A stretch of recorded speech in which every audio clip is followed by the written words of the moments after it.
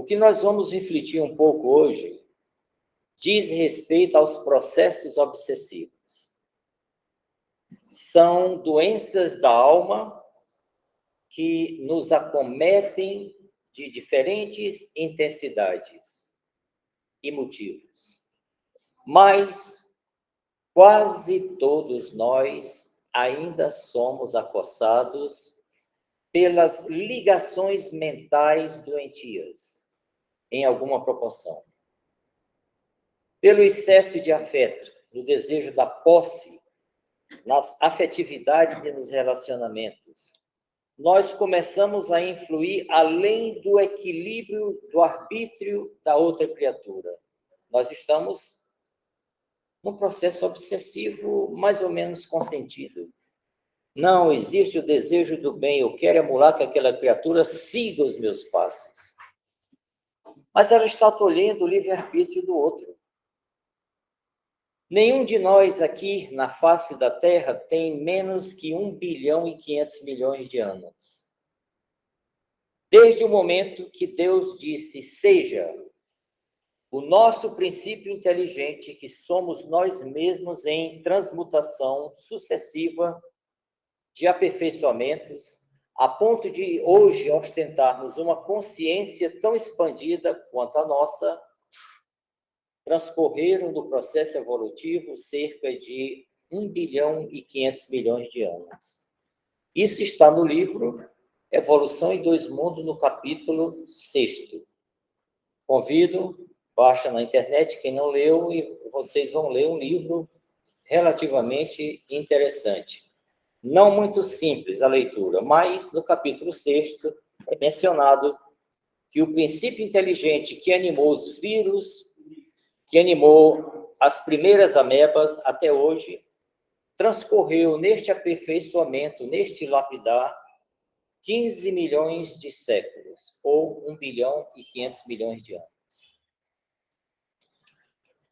Todas as vezes que nós procurarmos saber o centro das coisas, nós devemos retomar a lei natural ou lei de Deus. A questão 614 de O Livro dos Espíritos diz que lei natural é aquela que diz ao homem o que deve fazer e o que não deve fazer. E ele só é infeliz quando dela se afasta. No estado de ignorâncias, de vícios e de poucas virtudes que nos encontramos, não é muito difícil a gente observar a violação da lei. A lei humana é uma fração desta lei natural que tem o eixo na justiça e no amor. Então, a partir da questão 614, nós temos o norte da vida. Temos a potência de crescermos ilimitadamente, de expandirmos sem contração a consciência. A consciência nunca pode ser comprimida.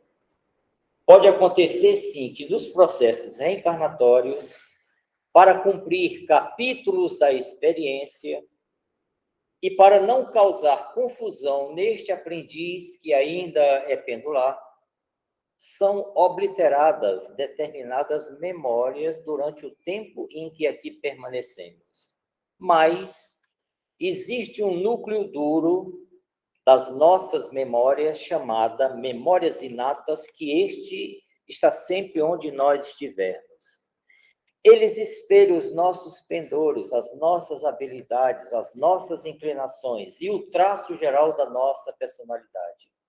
Ainda que estejamos com um aspecto particular, que é expresso nesta reencarnação, que é diferente em cada reencarnação, em que aqui estivermos, durante o tempo que a reencarnação for um instrumento útil de desenvolvimento e de educação, nem sempre estaremos em processos reencarnatórios, nós vamos consumir um tempo enorme, mas como alunos de uma escola, esta escola é capaz de nos auxiliar a subir no processo educacional até determinado nível. E ela, então, cumpriu os seus objetivos. A Terra tem muito ainda a nos oferecer como uma escola abençoada. Mas ela, um dia, na escala infinita da nossa vida, ela será um capítulo distante das nossas experiências ancestrais. Se nós temos uma regra a cumprir, numa vida que é indene ao tempo, numa consciência que é atemporal e que estará conosco onde estivermos, então, se tudo é medido pela conformidade da criatura com as leis naturais ou leis divinas, para espelhar progresso e evolução, nós tomamos justiça e amor, dois eixos principais. Tem outros, trabalho, a lei de sociedade, a caridade, a fraternidade, tem outras expressões da lei natural. Mas justiça e amor pontificam, sempre na regência das experiências humanas. O Senhor colocou em cada criatura uma certa propensão, um desejo incessante de mudar o estado que se encontra para outro. Nós não ficamos indefinidamente sentados, deitados, caminhando, correndo, estudando, divertindo, dormindo. Nada para nós alimenta continuamente o nosso ser. Nós devemos estar em movimentos e movimentos que tenham alternâncias para que a nossa mente se sinta atraída a conjecturar, idear, analisar, pensar, abstrair e emitir as suas elaborações, que é a interação que nós temos com todos. A nossa interação com todos vem dentro deste processo. Deus, então, nos concedeu o livre-arbítrio. Eu te dou todas as potências, todos os meios que você necessita para estimular que você se desenvolva. E te dou grau de liberdade que ninguém vai controlar. Quem controla é a própria lei. Quem controla é o nível de latitude e consciência que somos a expressão que é nós mesmos. Cada criatura, ela tem um horizonte de compreensão. E dentro desse horizonte de compreensão, com seus conteúdos, no meio que ela se encontra, com a relação com as demais criaturas, ela estabelece escolhas. E dependendo da atratividade daquilo que ela escolheu, ela envereda por determinados caminhos. Isso tudo provoca o acionamento de uma outra lei, causa e efeito.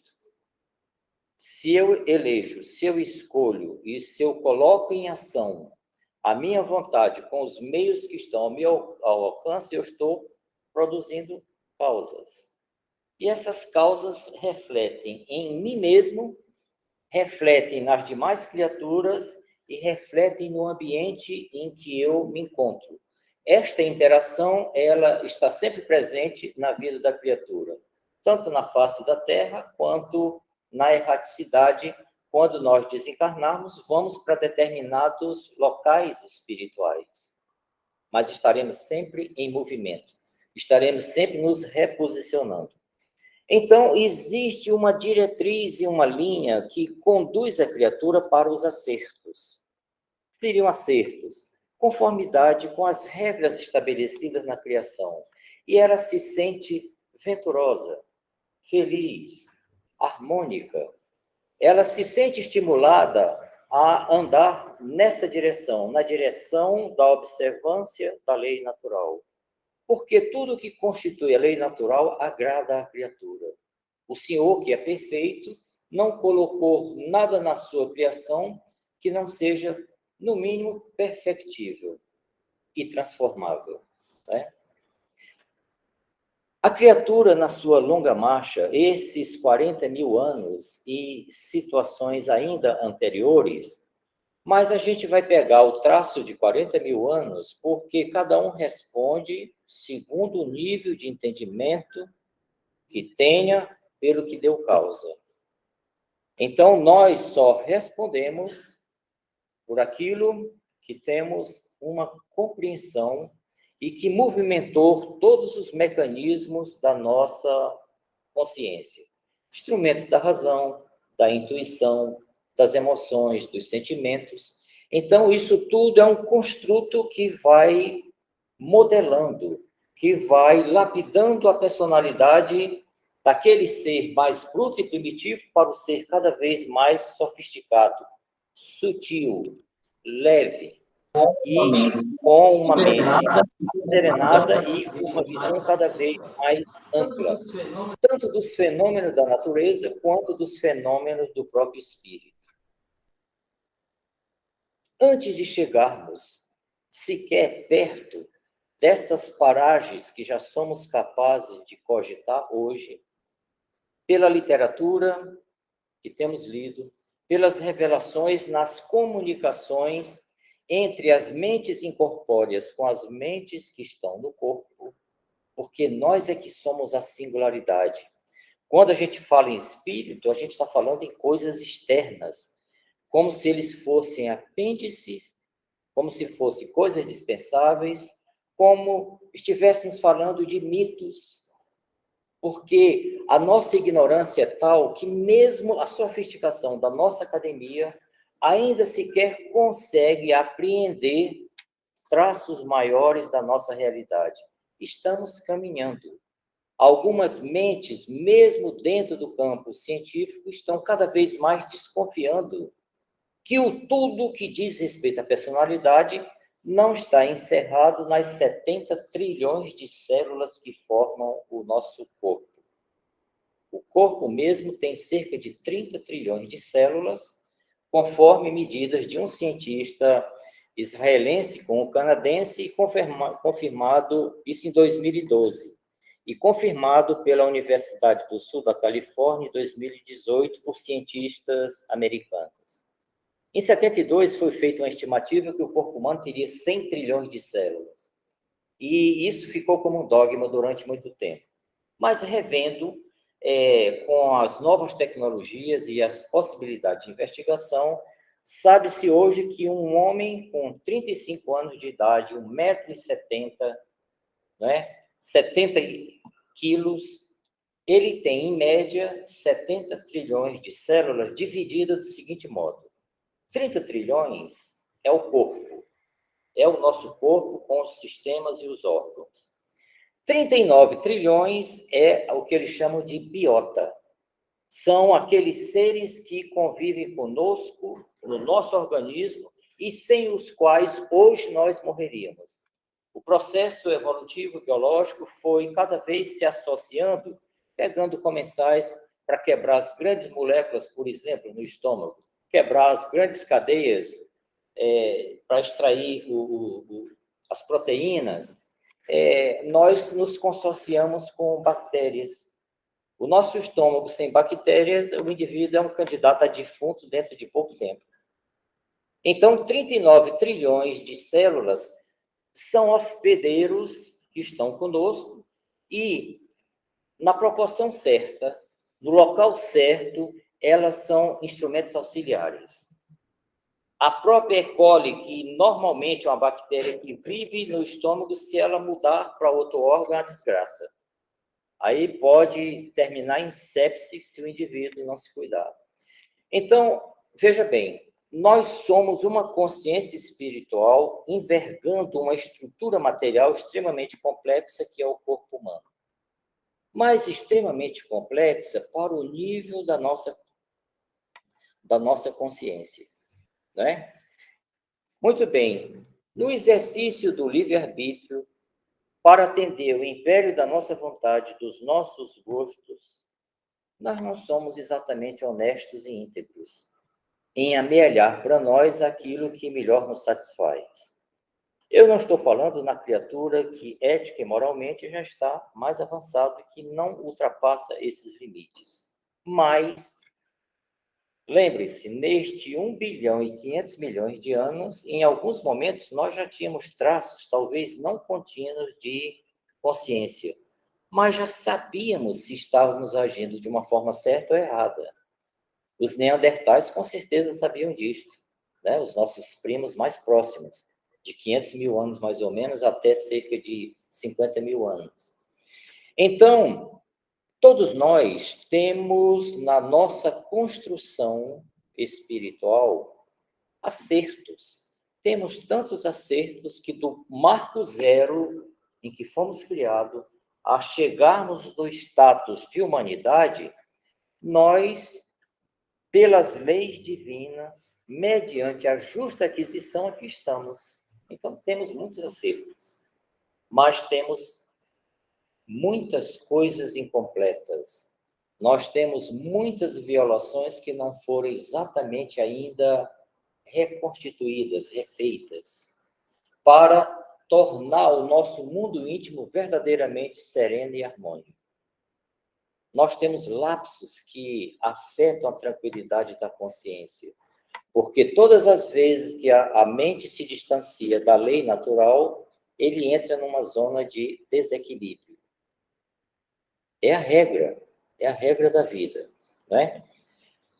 Nessas experiências nossas, nós nos ligamos com quantos seres?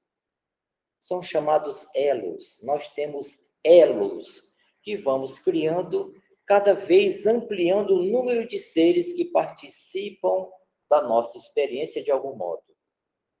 Ainda hoje, somos muito primitivos. O elo que nós admitimos é o da família consanguínea. Quando está fora dela, dos amigos, pela lei das afinidades, nós admitimos e cultivamos com zelo os amigos. Então, os elos estão ampliando. À medida que a consciência se expande, os elos que temos com as criaturas se ampliam. O indivíduo comum tem elo com milhares de pessoas.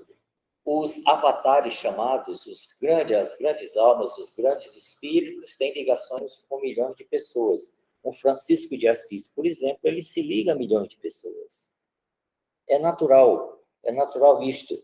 Porque a lei diz, de onde você se encontra, acima de você existe alguém que lhe ajuda dentro do ordenamento geral.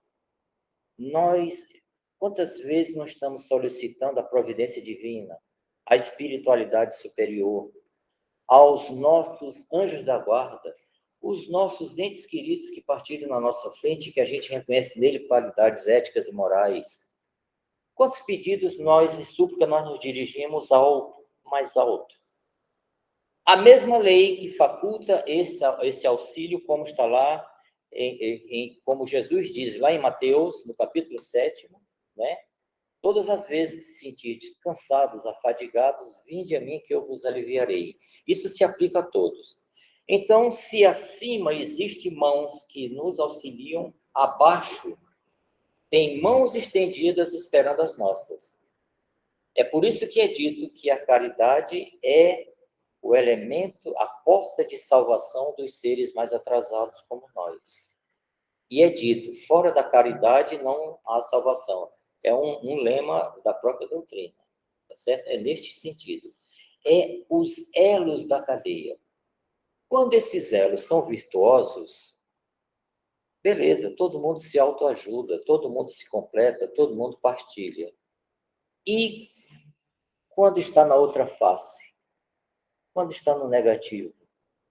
Quando está na prejudicialidade? Quando está no campo da perturbação? Que é ainda a maioria entre nós outros. Inimizades, ódios, violências, injustiças, subtrações indevidas, poder de império injusto. Tudo isto gera processos de ligação doentia entre as mentes. E aí estão estabelecidos os processos obsessivos, em diferentes gradações. Desde as simples influências negativas, as fascinações, as subjugações que estariam num controle muito grande de uma mente sobre a outra, e por muitos motivos. Por muitos motivos. Existem 3 grandes dessas ligações. A posse é uma delas. A posse dos afetos. Eu hoje mesmo vi uma senhora na TV quebrando a loja de vinhos do ex-marido. Ela estava possessa.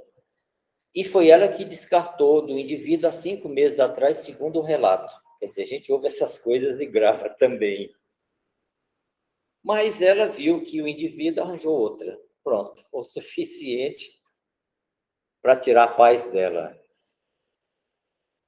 A ligação entre aquela senhora e aquele indivíduo, com certeza, está enquadrada no processo obsessivo. Ela disse que ele não se livra dela fácil. E ela estava com uma marreta. Ela tinha destruído uma moto que estava em frente da loja pensando que era dele. Quando o dono chegou, ela deu uma marretada na cabeça do cara que ele está em estado grave numa UTI. Então, vejam, o que está acontecendo neste momento na Rússia e na Ucrânia não é um processo benigno sob qualquer quadrante, a não ser para o Putin. O Putin está fazendo uma coisa que é boa para a mãe Rússia. E é defensável. E talvez até muitos russos pensem assim, mas muitos outros não pensam assim. A coisa está muito desigual ali, né? Se você for pegar os mecanismos de força, apenas a força coatora e a força oponente, se guardam similitudes, então a coisa não é boa, mas pelo menos as armas estão em igualdade de condições. E ali não está existindo isso. Ali está existindo quase que um massacre. Controlado é verdade. Estabelecida a ligação doentia, eis então a odisseia infeliz, sofrida, intranquila, cheia de sobressaltos, de psicoses as mais diferentes, a psicopatias, e todas as doenças da alma estão ali. Como se livrar, então, disto? Na questão 479 de O Livro dos Espíritos, é perguntado se a oração tem o poder de acabar com uma obsessão. Mas a obsessão acaba em Mateus 5, capítulo 5, versículos 25 e 26, quando Jesus disse: vai reconciliar-te com o teu inimigo enquanto antes que ele te leve ao juiz, que te condene e passe para o ministro, e tu serás encerrado na prisão. Onde, então, terás o chorar e ranger de dentes. E aí ficarás até teres reparado o último sentido. É a lei divina, né? A lei divina. Não fica uma violação que não tenha um reparo. Se não for hoje, será amanhã. Se não for amanhã, será depois. Mas enquanto a criatura não voltar para a conformidade da lei natural, aquela que está lá na questão 614, nós não temos a paz interna.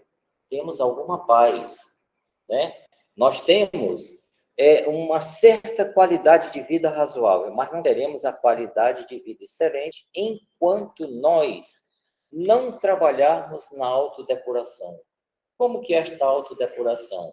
A caridade é uma das portas.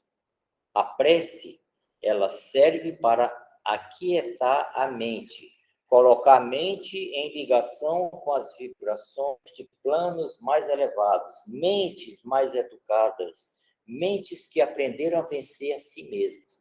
A oração faz isto. Mas a oração não substitui o suor do trabalho, o esforço, o reparo que aquela criatura tem que fazer. No capítulo 3º do livro Libertação, Rúbio, que é um dos instrutores, que está em preparo com uma equipe espiritual para descer à Terra para tratar de um processo obsessivo na figura de Margarida, Margarida tinha sido uma das filhas de Rúbio séculos e séculos atrás. E André Luiz, sabendo disto, André Luiz, charado, nosso amigo André Luiz, ele diz, bom, mas é necessário tanto esforço, tanto preparo de uma equipe para trabalhar um simples processo obsessivo? É quando Gúbio diz de uma maneira humilde e meio envergonhado, de fato, quem nós vamos ajudar um dia foi também a minha filha. Mas o auxílio que pode ser estendido a ela não tem mais nada a ver com a parcialidade ou a minha ligação daqueles séculos. É porque é chegado o momento em que a lei divina permite também possibilidade de recomeço. Mas ele vai dizer, quando se vai tratar de um processo obsessivo, você vai tratar para um conjunto de pessoas que estão ligadas de uma forma desequilibrada. Se duas famílias numerosas, um membro desta família com um membro desta família entra em conflito, ele trouxe para aquele conflito o grupo de diferentes modos. Lá na terra do Luiz Gonzaga, duas famílias lutaram se matando por quase um século. Matava um, aí depois estava jurado de morte o outro para compensar pela dor e pelo sangue. Isso seria solução para cessar conflitos? Não, isso servia para alimentar ódios e ampliar ainda a vontade de um destroçar o outro. Esses elos, se não forem adequados e suficientemente tratados, você não tira aquela criatura, porque quem está no processo obsessivo não é um santo. Não é um elemento que não tenha dado causas em momento atual ou anterior numa violação a um item de justiça que prejudicou alguém, que exerceu o poder de império dele quando estava numa posição social de relevo aqui na face da Terra pela convenção social, né? Então ele vai dizer, é necessário que você movimente numerosas equipes, que se examine o máximo possível sobre a história de cada indivíduo, das causas que levaram aquelas desavenças e a essa ligação doentia. Eu falei que a posse é uma delas. E esta menina, ela é dona daquele cara, não é mais o marido dela, mas ela é dona dele. Tanto é que ela não reparte ele com outra. E ela externou isso no extremo. Isso é um sentimento de posse. Mas ele existe com diferentes gradações. Os pais em relação aos filhos, os maridos, os companheiros com relação às companheiras, os amigos, até na amizade existe o sentido de posse. Tem gente que não quer dividir o seu amigo com outro. Quando ele está em boa relação com um amigo que entra outro no pedaço, já começa a azedar um pouco. Estão invadindo aqui o meu território. A amizade é minha. Essa ligação de amizade passa a ter conotação doentia. Todas as ligações vão existir.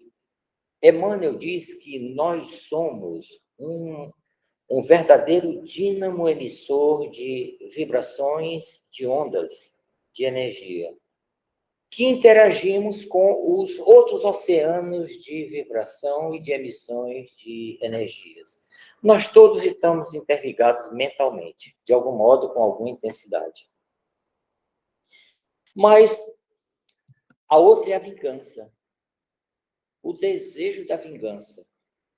O cara foi morto, como no próprio livro conta. O tio envenena o sobrinho para ficar com a fazenda e a riqueza material do sobrinho. E ele cuida muito bem da esposa e das suas filhas, mas passa 40 anos atormentado pela presença do Antônio, que foi o assassinado. Quer dizer, aí você criou agora laços de ódio.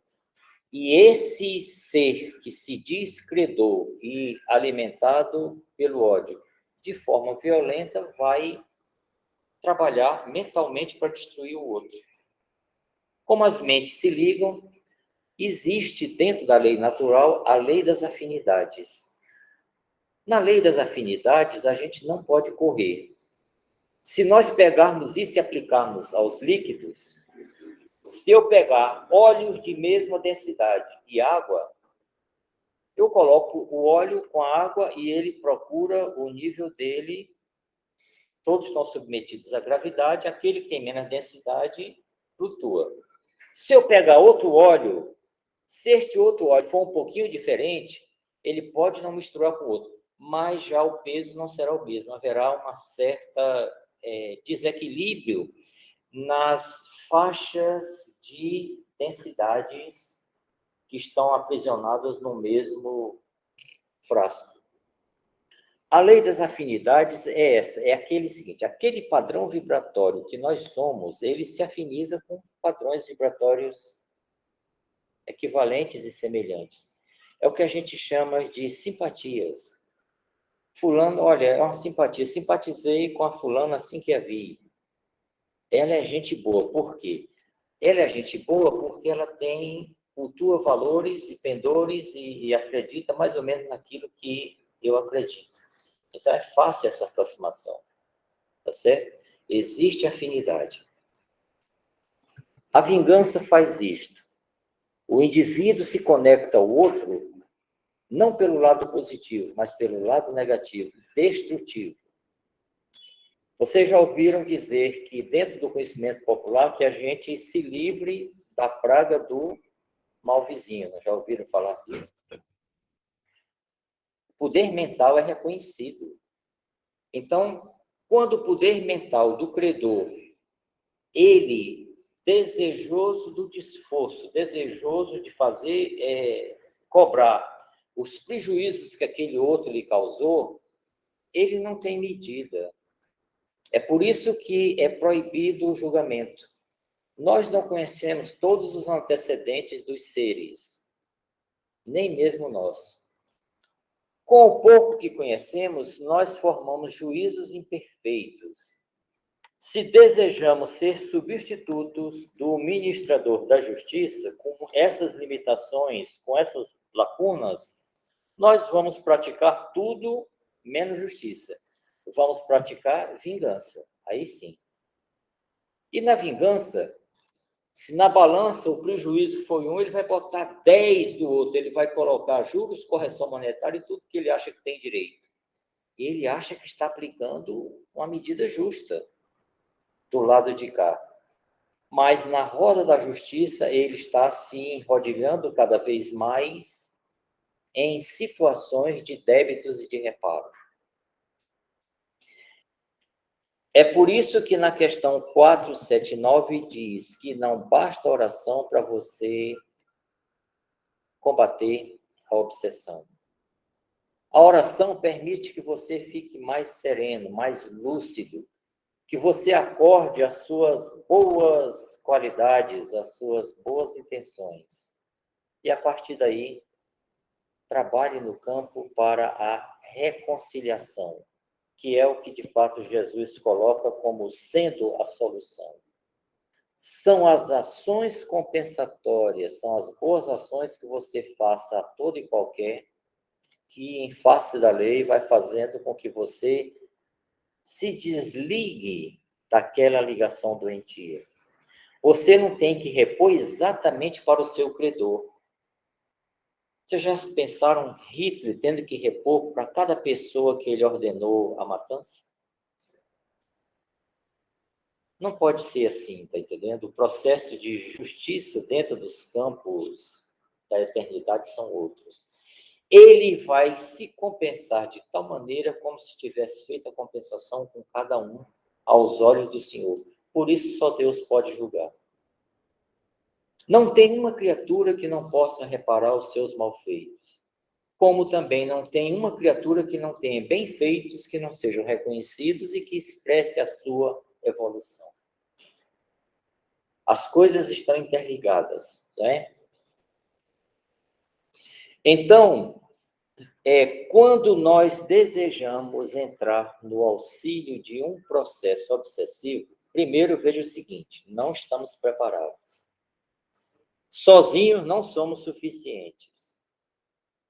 Na casa espírita é muito comum ter trabalhos desobsessivos, como tem aqui, está acontecendo nesse momento ali, numa das salas, está acontecendo trabalho desobsessivo. Vocês viram vários médicos se levantando, eles estão em trabalhos ali nos fundos.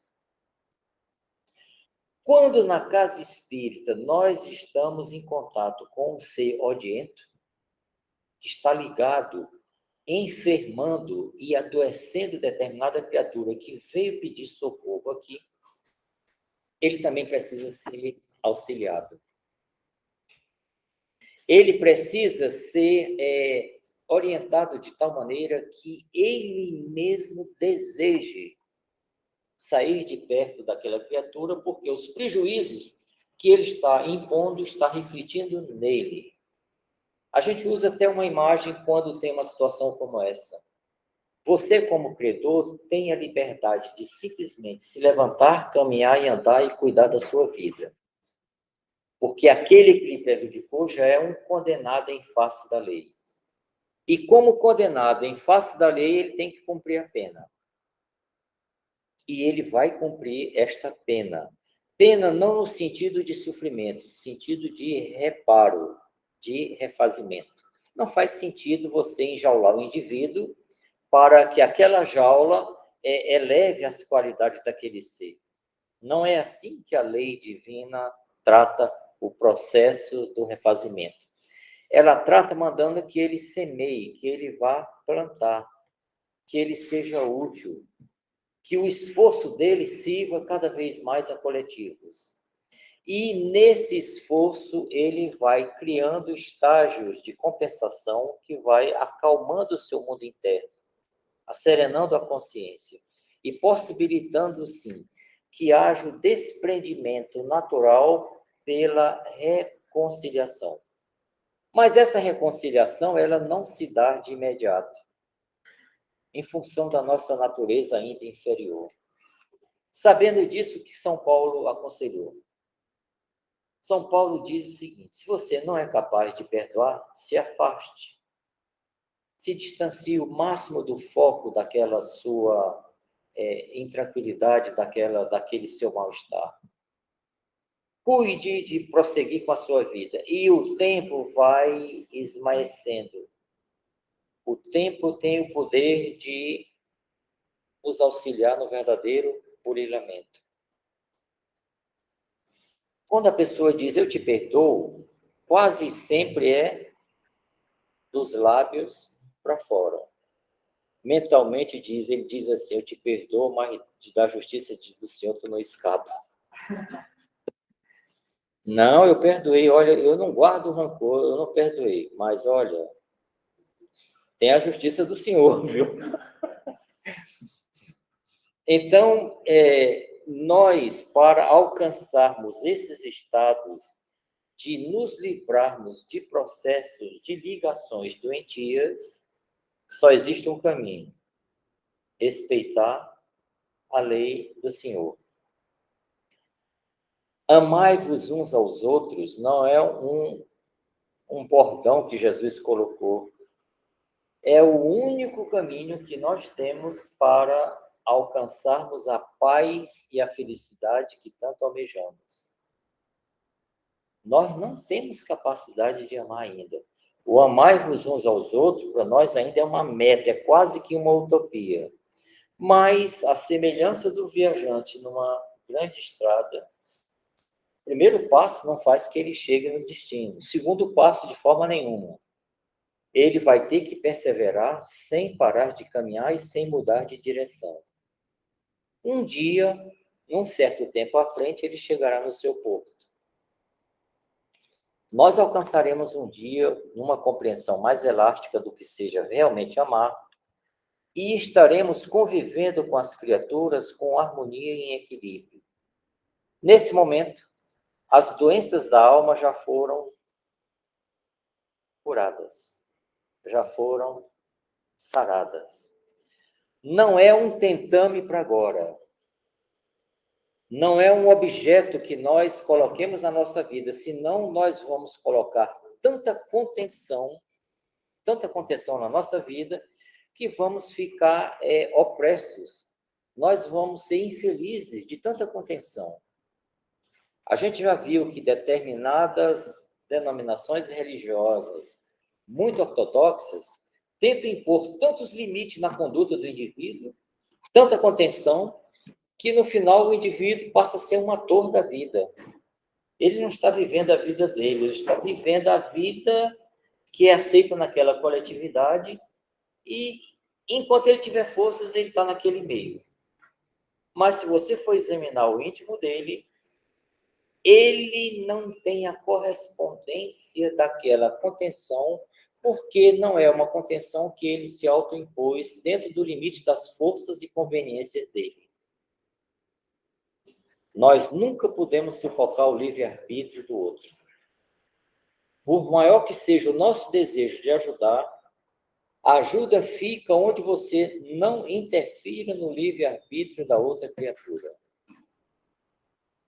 Nunca impor a sua vontade sobre a dos outros, por mais nobre que seja a motivação, diferente de levar ao esclarecimento. Você oferece possibilidades para que aquela mente examine livremente, mas é ela que tem que fazer a escolha, é ela que tem que realizar. Por mais que uma mãe ame ao seu filho, bezetacil vocês já não sabem mais ou menos o que seja, mas a amicacina vocês sabem. A amicacina, ela é uma intramuscular. Se você der 10 ml de amicacina, tem que escolher uma polpa bem grande, porque a dor vai ser imensa e você vai ficar alguns dias sem poder sentar. Por mais que uma mãe ame o seu bebezinho, se ele necessitar tomar amicacina para sobreviver, ela vai, chorando aos prantos, segura o bebezinho para que ele tome aquele medicamento doloroso. Ela está sabendo que naquele momento ela está contribuindo para salvar um bem maior. Se uma mãe não pode tomar com todo o amor pelos seus filhos, pelos seus rebentos, para corrigir a doença que nele está, e aqui uma analogia, a doença física, não pode também se autoflagelar para restabelecer a cura da alma do seu filho. Muito menos aí. Mas ela pode sim, pelo seu gesto, pela sua vontade indutora, pela sua fé, pelos seus exemplos, ir arrastando aos pouquinhos aquele ser que ela deseja auxiliar. É isso que Matilde vai fazer. Quem puder ler o capítulo 3º de Libertação, veja a programação de Matilde para o seu filho Gregório, que é um elemento que se transviou muito da lei divina. Ali está, de fato, o auxílio de uma mãe naquilo que é possível, sem afetar o livre-arbítrio, sem impor vontade, sem levar nenhum benefício indevido, mas nunca ter perdido a fé em Deus de que ela poderá auxiliar aquele ser que ela diz, eu me liguei a ele pelo amor divino, pelo amor de Deus, foi o amor de Deus que nos ligou. Não são os comportamentos deles que vai me afastar em definitivo. E ela nunca desistiu desse amor, mas nunca interferiu no livre-arbítrio daquele ser a quem ela tanto ama. Nunca deixou de lutar por ele, mas nunca interferiu no livre-arbítrio. E é por isso que eu repito, na questão 479 de O Livro dos Espíritos é dito: não é com oração que você combate processos obsessivos, e sim com atos, com atitudes no que for necessário fazer. Como nós não temos o conhecimento pleno do que é necessário fazer, a doutrina nos dá a máxima: fora da caridade não há salvação. Doe, divida, compartilhe, coopere, esteja disposto sempre a auxiliar, desinteressadamente, altruisticamente, o máximo que você consiga fazer.